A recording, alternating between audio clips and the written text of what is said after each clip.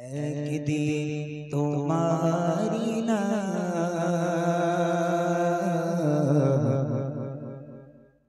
মসজিদে হবে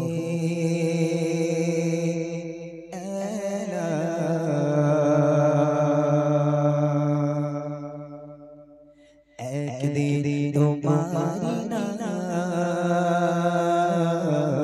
মসজিদে হবে এলান একদিন তোমারি নাম মসজিদে হবে এলান তৈরি থেকো তৈরি রেখো তৈরি থেকো তৈরি রেখো কবরের মাসাবার একদিন তোমারি নাম মসজিদে হবে এলান একদিন তোমারি নাম মসজিদে হবে এলান তৈরি থেকো তৈরি রেখো কবরের মাসাবার একদিন তোমারি নাম মসজিদে হবে এলান একদিন তোমাকে পরিয়ে কাফন সঙ্গী শ্বশুর দেবে চলে যাবে আদরের ধার প্রিয় মা বাবার ভাসিয়ে তৈরি থেকো তৈরি রেখো তৈরি থেকো তৈরি রেখো কবরের মাসাবার একদিন তোমারি নাম মসজিদে হবে এলান একদিন তোমারি নাম মসজিদে হবে এলান তৈরি থেকো তৈরি রেখো তৈরি থেকো তৈরি রেখো কবরের মাসাবার একদিন তোমারি নাম মসজিদে হবে এলান একদিন তোমারি নাম মসজিদে হবে এলান নামে সমাচারি হইলে করবে বন্ধ হয়ে যাবে জীবন তৈরি থাকবে না দেখে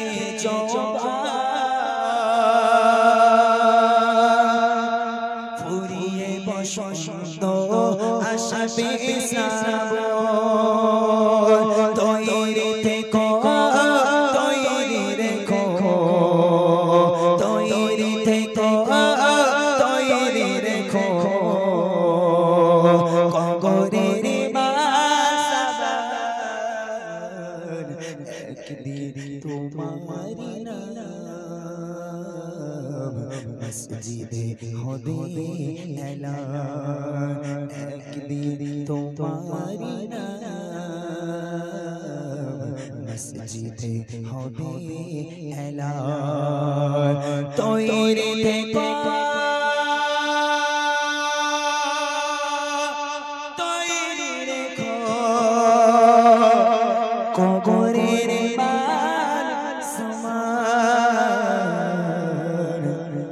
একদিন তোমারি নাম মসজিদে হবে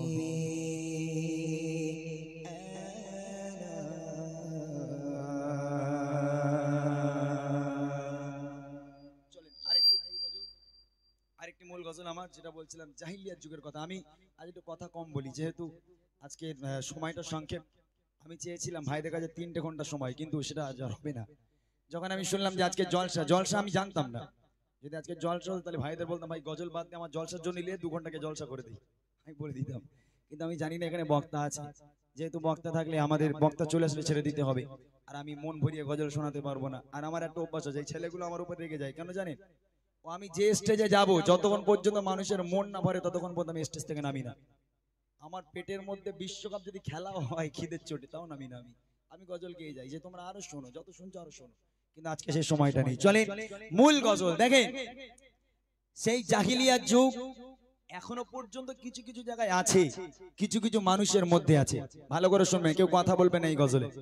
দেখেন, সে যুগে যদি কন্যা সন্তান জন্ম হতো, নিজের পিতামাতা আতুর ঘরের মধ্যে সেই বাচ্চার গলা টিপে হত্যা করে ফেলতো।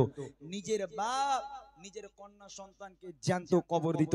এই রকম ছিল সেই জাহিলিয়া যুগ, যে যুগে মেয়েদের কোনো সম্মান ছিল না।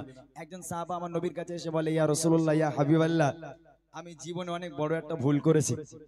বলে, কি ভুল করেছো? বলে, ইয়া রাসূলুল্লাহ, আমার ভুলের কিন্তু কোনো ক্ষমা নেই। আমার ভুলের ক্ষমা হবে কিনা আমি জানি না, ইয়া রাসূলুল্লাহ, আমার জীবনে আমি মারাত্মক একটা ভুল করেছি। বলে, তুমি কি ভুল করেছো বাবা? বলে, আল্লাহ পাক, আল্লাহ তাআলা বড় ভালোবেসে আমার উপর খুশি হয়ে আল্লাহ পাক একটা কন্যা সন্তান আমাকে দিয়েছিল। ইয়া রাসূলুল্লাহ, ইয়া হাবিবাল্লাহ, আমি নিজে হাতে করে আমি আমার কন্যা সন্তানকে জ্যান্ত কবর দিয়েছি। ইয়া রাসূলুল্লাহ, এই ক্ষমা কি আমার হবে? আমি কি কখনো এই ভুলের ক্ষমা পাবো? এই কথা শোনার সাথে সাথে আমার আপনার নবী অঝর নয়নে কাঁদতে লেগে গেল। তুমি কেমন পিতা যে তুমি তোমার নিজের কন্যা সন্তানকে জ্যান্ত কবর দাও? এটা তো কখনো কোনো পিতার দ্বারা সম্ভব না। ওই সাহাবা আমার নবীর কাছে এসে বলছে, ইয়া রাসূলুল্লাহ, আমার কি ক্ষমা হবে? আপনি বলুন, আল্লাহ কি কখনো ক্ষমা করবে? ঘটনা মন দিয়ে শোনেন, যদি অন্তর থেকে শোনেন, বিশেষ করে আমার মায়েরা যারা পিতা হয়েছেন, যারা মাতা হয়েছেন, যারা বাপ মা হয়েছেন, তারা শোনেন। চোখ থেকে এক ফোঁটা হলেও পানি গড়িয়ে পড়বে। কি কষ্টকর ব্যাপার! সেই জাহিলিয়া কত নোংরা যুগ ছিল। কবি ছন্দের মাধ্যমে লিখছে, আরবের বুকে জাহিলিয়াত যুগে, আরবের বুকে জাহিলিয়াত যুগে সুখ শান্তি নারী সম্মান বলে কিছু ছিল না। কি বলবো সে যুগের ঘটনা, কি বলবো সে যুগের ঘটনা। আরবের বুকে জাহিলিয়াত যুগে, আরবের বুকে জাহিলিয়াত যুগে সুখ শান্তি নারী সম্মান বলে কিছু ছিল না। কি বলবো সেই যুগের ঘটনা, কি বলবো সেই যুগের ঘটনা। এক মানব প্রিয় নবীকে শোনায়, ডুবে আছি নবী আমি গুনায়। এক মানব প্রিয় নবীকে শোনায়, ডুবে আছি নবী আমি গুনায়। কি হবে আমার ভাই বলেন হে নবী আমায়, কি হবে আমার ভাই বলেন হে নবী আমায়। পাবো কি ক্ষমা আমি নাকি ভুলের ক্ষমা? খোদা দিল আমায় কন্যা সন্তান দুনিয়ায়, খোদা দিল আমায় কন্যা সন্তান দুনিয়ায়। নিজে হাতে করে দিলাম তারে মৃত্যুর যন্ত্রণা। কি বলবো সেই যুগের ঘটনা, কি বলবো সেই যুগের ঘটনা। আরবের বুকে জাহিলিয়াত যুগে, আরবের বুকে জাহিলিয়াত যুগে সুখ শান্তি নারী সম্মান বলে কিছু ছিল না। কি বলবো সেই যুগের ঘটনা, কি বলবো সেই যুগের ঘটনা।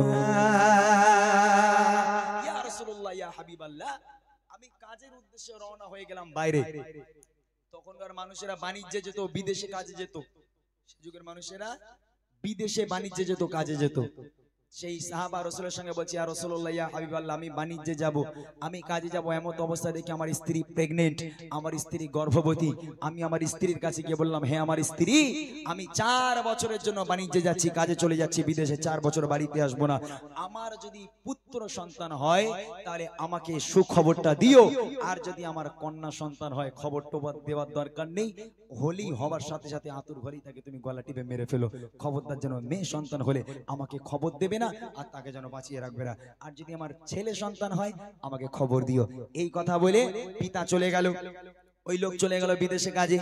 এদিকে কিছুদিনের মধ্যেই ওই মা একটা সন্তান জন্ম দিল, যে সন্তান হলো কন্যা সন্তান, যে সন্তান হলো মেয়ে সন্তান। ফুলের মতো, একেবারে চাঁদের কণার মতো মুখের চেহারা, ফুলের মতো দেখতে মেয়েটাকে। তখন মা মেয়ের দিকে তাকায় আর হাউ হাউ করে কাঁদে, আল্লাহ, আমি আমার এই মেয়েকে আমি কি করে গলা টিপে হত্যা করব আল্লাহ, আমার স্বামী বলে গেছে আমার মেয়ে সন্তান হলে তাকে মেরে ফেলার জন্য। তখন মা, নিজের মা কখনো মারতে পারে না, এটা সম্ভব নয়। তখন মা বুদ্ধি খাটালো, যাক আমার স্বামী এখন গেছে বিদেশে, 4 বছর আগে তো আর বাড়ি আসবে না, আমি কাউকে না জানিয়ে যদি আমার মেয়েকে আমি চুপি চুপি বড় করে তুলি, কেউ জানতে পারবে না।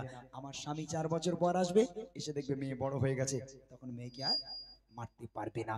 এই বুদ্ধি খাটিয়ে মা ওই কন্যা সন্তানকে লালন পালন করতে লাগলো, কাউকে জানায়নি। এবার দেখেন কি হচ্ছে। স্বামী চলে গেল কাজে বিদেশে, জন্ম নিল এক সন্তান কন্যা বেশে। মা ভাবে, ও গো মা ভাবে, বাড়িতে তার পিতা নাই, লালন পালন করব মায়া মমতা। বাবাকে মানা জানিয়ে মেয়েকে বড় করে, বাবাকে মানা জানিয়ে মেয়েকে বড় করে। বেড়ে ওঠে কন্যা তখন 4 বছর পার করে। খেলছে কচি শিশু, হেসে খেলে আঙিনায়, খেলছে কচি শিশু, হেসে খেলে আঙিনায়। মা ভয়ে মরে স্বামী এলে বাঁচিয়ে রাখবে না, কি বলবো সেই যুগের ঘটনা, কি বলবো সেই যুগের ঘটনা। ওই কন্যা সন্তান 4 বছর বয়স হয়ে গেল মেয়েটা, একেবারে চাঁদের কণার মতো দেখতে, ফুলে ফুলটুসির মতো দেখতে একেবারে। ওই সন্তান, কন্যা সন্তান উঠানে হাসছে, খেলা করছে, দৌড়দৌড়ি করছে। এমন অবস্থায় 4 বছর পর ওই বাপ বাড়িতে এলো। বাপ বাড়িতে এসে যেই বাড়ির গেটে পা রেখেছে, রাখার সাথে সাথে দেখছে একটা ফুলের মতো মেয়ে, বেশ বড় সড়ো, 4 বছর বয়স, একটা মেয়ে খেলা করছে। তখন বাপ মনে মনে ভাবছে, এ কি অবস্থা, আমার বাড়িতে মেয়ে কেন, আমার বাড়িতে কন্যা কেন, এ কার মেয়ে, এর বাড়ি কোথায়? বাপ হতভম্ব হয়ে গেল। এই কথা চিন্তা করতে করতে হঠাৎ করে মেয়ে কোথায় ছিল দৌড়ে এসে বাপকে জড়িয়ে ধরেছে। জড়িয়ে ধরে বলে, আব্বা আপনি ভালো আছেন? কতদিন আপনাকে দেখিনি আব্বা, মায়ের মুখে আপনার কত কথা শুনেছি আব্বা। আব্বা আমি আপনার কন্যা, আমি আপনার মেয়ে আব্বা, আমার কথা কি একটু মনে হলো না? এই কথা বাপ বলে যেই ডেকেছে মেয়েটা, তখন বাপ রেগে মেয়েটাকে সরিয়ে দিয়ে বাপ চলে গেল ঘরের মধ্যে। কারোর সঙ্গে কথা বললো না, মেয়ের সঙ্গে কথা বললো না, স্ত্রীর সঙ্গে কথা বললো না, রাগে রাগান্বিত হয়ে ঘরের মধ্যে চলে গেল। এইবার দেখেন কি হচ্ছে। একদিন ফিরে এলো তার স্বামী, দেখে ফুট ফুটে কন্যা সন্তান তার বাড়ি। ভাবে ভাবে তার বাড়ি কি করে, আর সেই মেয়ে ছুটে এসে জড়িয়ে ধরে, বলে আব্বু আমায় দেখো না, আমি যে তোমার সোনা, আব্বু আমায় দেখো না, আমি যে তোমার সোনা। বহুদিন ধরে তোমায় ছিল দেখার বাসনা, আজ হয়েছে পুরো, আব্বু আছো গো কেমন, আজ হয়েছে পুরো, আব্বু আছো গো কেমন। এই দৃশ্য দেখে পিতার মাথা ঠিক থাকে না, কি বলবো সেই যুগের ঘটনা, কি বলবো সেই যুগের ঘটনা। একদিন হয়ে গেল, 2 দিন হয়ে গেল, গোটা 4-5 দিন হয়ে গেল। হবার পর একদিন পিতা স্ত্রীর কাছে এসে বলছে, যাকগে মেয়ে সন্তান যখন জন্ম দিয়েছো, মেয়ে বড় হয়ে গেছে, ফুলের মতো দেখতে, তো মেয়েকে আর মেরে লাভ নেই, তুমি একটা কাজ করো, তুমি তোমার মেয়েকে সুন্দর করে একটু সাজিয়ে দাও, আমি ওর মামার বাড়ি দিক থেকে ঘুরিয়ে আনি। বাপ স্ত্রীকে বলছে, স্ত্রী খুশিতে ভাগে ভাগ। যাক আমার পাষাণ হৃদয় স্বামী, যার মন এত কঠোর, আজকের সেই স্বামী নাকি আমার মেয়েকে কবুল করে নিয়েছে, আমার মেয়েকে নিয়ে ঘুরতে যাবে বলছে। তা মা আনন্দের সঙ্গে সুন্দর করে মেয়েটাকে সাজালো, সাজানোর পর বাপের হাতে তুলে দিল, যান আমার মেয়েকে নিয়ে আপনি মামার বাড়ি থেকে ঘুরে আসুন। বাপ মেয়ে এইবার রওনা হয়ে গেল। হাঁটতেই রয়েছে মরুর পথের উপর থেকে হাঁটতেই রয়েছে, থামার কোনো জায়গা নাই, না আছে পানি, না আছে কোনো ছায়া। তখন মেয়ে আব্বাকে বলে, আব্বা আব্বা আপনি আমাকে কোথায় নিয়ে যাচ্ছেন আব্বা? আব্বা আপনি কোথায় নিয়ে যাচ্ছেন আমাকে আব্বা? আব্বা আমি যে আর হাঁটতে পারি না আব্বা, পিপাসায় কলিজাটা ফেটে যায় আব্বা, একটু ছায়াও নেই, একটু পানি নেই আব্বা, আপনি আমাকে কোথায় নিয়ে যাচ্ছেন? বাপ কোনো কথা শোনে না, মেয়ের হাত ধরে টানতে টানতে নিয়ে যায়। আর মেয়ে অঝরণতে কাঁদে, আব্বা আমি আর যেতে পারবো না আব্বা, আমার পিপাসায় কলিজা ফেটে যায়। বাপ আর মেয়ের কোনো কথা শোনে না। এইবার দেখেন কি হয়। রওনা ও গো রওনা হয়ে যায় বাপ মেয়ে, আনন্দে চলে মেয়ে তার বাপ পেয়ে, মরুর বালল ওপর দিয়ে হেঁটে যায়, বলে আব্বু বলো আমরা যাচ্ছি কোথায়, আমি চলতে আর পারি না, পিপাসায় কলিজা খানা, চলতে আমি পারি না, পিপাসায় কলিজা খানা ফেটে যায়, আব্বু আমায় বাড়ি নিয়ে চলো না, কি পাশানের হৃদয় তার শোনে না কথা, কি পাশানের হৃদয় তার শোনে না কথা, আব্বু আব্বু বলে কাঁদে মেয়ে, ফিরেও দেখে না, কি বলবো সেই যুগের ঘটনা, কি বলবো সেই যুগের ঘটনা, তেরে বুকে জাগাইনি আজ জগে, তেরে বুকে জাগাইনি আজ জগে, সুখ শান্তি নারী সম্মান বলে কিছুই ছিল না, কি বলবো সেই যুগের ঘটনা, কি বলবো সেই যুগের ঘটনা। বেশ কিছু দূর চলে গেল, মেয়েকে এক জায়গায় দাঁড় করিয়ে, মেয়ে এক জায়গায় দাঁড়িয়ে আছে, ওই মেয়েকে এক জায়গায় দাঁড় করিয়ে বাপ বেশ কিছুটা দূরে চলে গেল। গিয়ে মেয়ে দূর থেকে লক্ষ্য করছে ওই মেয়ের বাপ যেন মাটি খুঁড়ছে, মেয়ের বাপ মাটি খুঁড়ছে। মেয়ে দূর থেকে দেখে মনে করে, ও তাহলে আমার আব্বা হয়তো কাজের জন্য এসেছে, তাই আমাকে নিয়ে এসেছে, নইলে মাটি খোঁড়ে কেন আব্বা? মেয়ে দূরে দাঁড়িয়ে আছে, বাপ দূরে গিয়ে মাটি খুঁড়ছে। মেয়ে দূর থেকে ফলো করছে যে তার বাপের মাথায় কপালে চতুর্দিকে ঘাম টপিয়ে টপিয়ে পড়ছে, সারা শরীর থেকে সারা দেহ থেকে ঘামগুলো টপিয়ে টপিয়ে পড়ে। ওই মেয়ে সহ্য করতে না পেরে দৌড়ে দৌড়ে দৌড়ে দৌড়ে দৌড়ে দৌড়ে আব্বার কাছে গিয়ে নিজের জামা দিয়ে আব্বার কপালের ঘামটা মুছে দেয়, মাথার ঘামটা মুছে দেয়, গায়ের ঘামটা মেয়ে নিজের কাপড় দিয়ে মুছে দেয়। আর ওই বাপ ওই মেয়েকে গর্তের মধ্যে পুঁতবে বলে মাটি খোঁড়ে। মেয়ে আব্বার ঘাম মুছে আর বাপ ওই মেয়েকে পুঁতবে বলে মাটি খোঁড়ে। আরে এত কথা হচ্ছে মানে, এই ছেলে এই তো কথা আছিস তোরা, এই তোরা যাচ্ছিস কোথায়? হ্যাঁ এক্ষুনি যেতে হলে বস, গজলের মাঝখানে উঠে যায়, বস ওখানে বস, ডিস্টার্ব শুধু গজলের মাঝখানে, গজলের মাঝখানে একদম কোনো কথা হবে না। তো সেই মেয়ে বাপের দেখছে চতুর্দিকে ঘাম, মেয়ে নিজের জামা দিয়ে ঘাম মুছে দেয়, যেটা মেয়েরা একটু বাপ পেয়ারি হয়, মেয়েরা মা ভক্ত হয় না, ছেলেরা মা ভক্ত হয়, আর মেয়েরা বাপ ভক্ত হয়। তাই বাপের ঘাম সহ্য করতে না পেয়ে মেয়েকে ঘাম মুছে দেয়, আর ওই বাপ ওই মেয়েকে গর্তের মধ্যে পুঁতবে বলে মাটি খোঁড়ে। এক মানুষ সমান মাটি করা হয়ে গেল।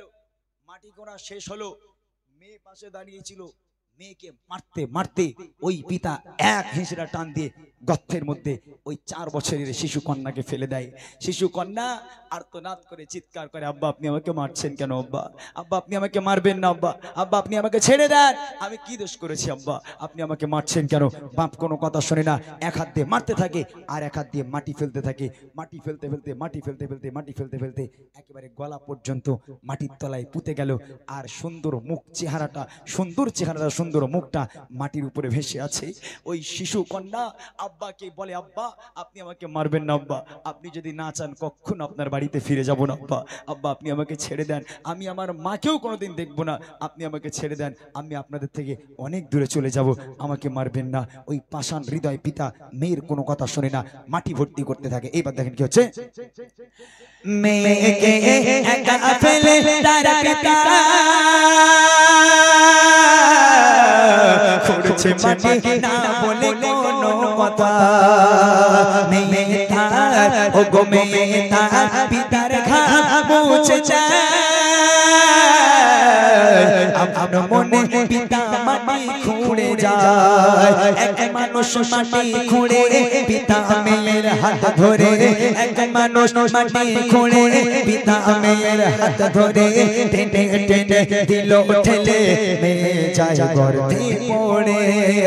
কাঁদে কচি সোনা আব্বু আমায় মেরো না, কাঁদে কচি সোনা আব্বু আমায় মেরো না। মাটি চাপা দিতে থাকে মেয়ে কথা শোনে না, কি বলবো সেই যুগের ঘটনা, কি বলবো সেই যুগের ঘটনা। কচি সোনা আরজি করে আব্বা আপনি আমাকে মারছেন কেন আব্বা, আব্বা আমার তো একটুখানি বয়স, আমি আপনার কি ক্ষতি করেছি আব্বা, আপনি আমাকে মামার বাড়িতে নিয়ে যাবেন বলে আব্বা আমাকে কেন গাড্ডার মধ্যে পুচ্ছেন আব্বা। অঝর নয়নে কাঁদে, কচি মুখে আব্বা আব্বা বলে চিৎকার করে, অঝর নয়নে চোখ দিয়ে অশ্রু গড়িয়ে পড়ে বাচ্চার। ওই পিতার মনে একটু দয়া হয় না, একটু মায়া হয় না, একদম মারতেই থাকে মারতেই থাকে, একেবারে গলা পর্যন্ত পোতা হয়ে গেল, শুধু মুখটা মাটির উপরে। ওই কচি মুখ দিয়ে আব্বা আব্বা আব্বা আপনি আমাকে মারবেন না আব্বা, আপনি যদি না চান কখনো আপনাকে আব্বা বলে ডাকবো না, আপনি যদি না চান কখনো আপনার বাড়ি ফিরে যাব না আব্বা, আপনি যদি না চান আমি কখনো আমি আমার মাকে দেখতে যাব না, আপনাদের থেকে অনেক দূরে চলে যাব আব্বা, আপনি দয়া করে আমাকে ছেড়ে দেন, আমাকে মারবেন না। ওই পিতা কোনো কথা শোনে না, কোনো কথা না শুনে ওই পিতা মারতে মারতে মাটিগুলো একেবারে এক জামা মাটি ফেলে মেয়ের মাথাটাও মাটির তলায় পুঁতে দিল। চির জন্মের মতো ওই 4 বছরের শিশু কন্যা একবারে মাটির তলায় দাফন হয়ে গেল। এই ছিল সেই জাহিলিয়া যুগ, যে যুগে নারীদের কোনো সম্মান ছিল না। ওই পিতা আজকে হৃদয়হীন পিতা, যার মনে কোনো দয়া নেই মায়া নেই, নিজে হাতে করে তার কন্যা সন্তানকে জ্যান্ত কবর দিল। তাই কবি লিখছে, স্বামী চলে গেল কাজে মেয়েকে একা ফেলে তার পিতা খুঁড়ছে মাটি না বলে কোনো কথা। মেয়ে তার ও গো মেয়ে তার পিতার ঘাম মুছে যায়, আর আপন মনে পিতা মাটি খুঁড়ে যায়। এক মানুষ মাটি খুঁড়ে পিতা মেয়ের হাত ধরে, এক মানুষ মাটি খুঁড়ে পিতা মেয়ের হাত ধরে, টেনে টেনে দিল ঠেলে যায় গর্ভে পড়ে। কাঁদে কচি সোনা আব্বু আমায় মেরো না, কাঁদে কচি সোনা আব্বু আমায় মেরো না। মাটি চাপা দিতে থাকে মেয়ে কথা শোনে না, কি বলবো সেই যুগের ঘটনা, কি বলবো সেই যুগের ঘটনা। ইয়া রাসূলুল্লাহ ইয়া হাবিবাল্লাহ, আমি আমার নিজের কন্যা সন্তানকে এইভাবে দাফন করেছি, আপনি বলেন এ ভুলের কি কোনো ক্ষমা আছে? আমার নবী সেদিন এত কান্না কেঁদেছিল, নবীর চোখের পানিতে পুরো দাড়ি মোবারকটা ভিজে, আল্লাহ রসুল যে পিরহান মোবারকখানা পড়েছিল পুরো পিরহানটা চোখের পানিতে ভিজে গেল। হায় আফসোস, হায় আফসোস, কেমন পাষাণ হৃদয় তোমার বাপ, আজকে তুমি তোমার নিজের মেয়েকে এইভাবে জ্যান্ত কবর দিলে। সেই দিন থেকে আল্লাহ রসুল নারীদের সম্মানকে অনেক বাড়িয়ে দিয়েছে, এবং আল্লাহ রসুল বলেছে যার বাড়িতে কন্যা সন্তান জন্ম নেবে, যার বাড়িতে মেয়ে সন্তান জন্ম নেবে, আল্লাহ পাক আল্লাহ তাআলা তার বাড়িতে রহমত এবং বরকতে পরিপূর্ণ করে দেবে। জোরে বলুন না সুবহানাল্লাহ।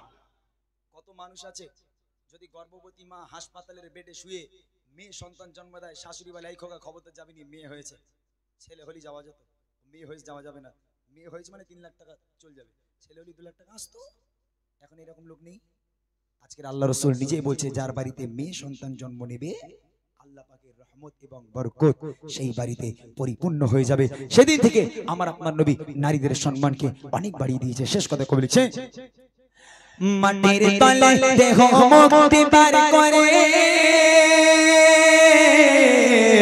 কেঁদে কেঁদে বলে আপু দাও ছেড়ে শেষবার ও গো শেষবার মাকে দেখতে দাও না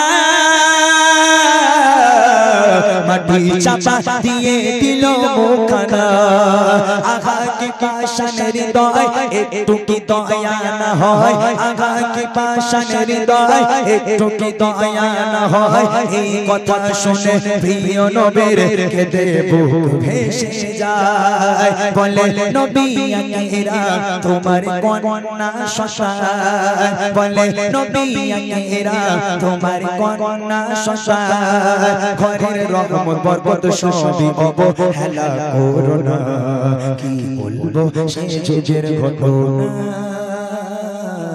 কি বলবো সে যুগের ঘটনা আরবের বুকে জাহিলিয়াত যুগে আরবের বুকে জাহিলিয়াত যুগে সুখ শান্তি নারী সম্মান বলে কিছু ছিল না কি বলবো সে যুগের ঘটনা কি বলবো সে যুগের ঘটনা কি বলবো সে যুগের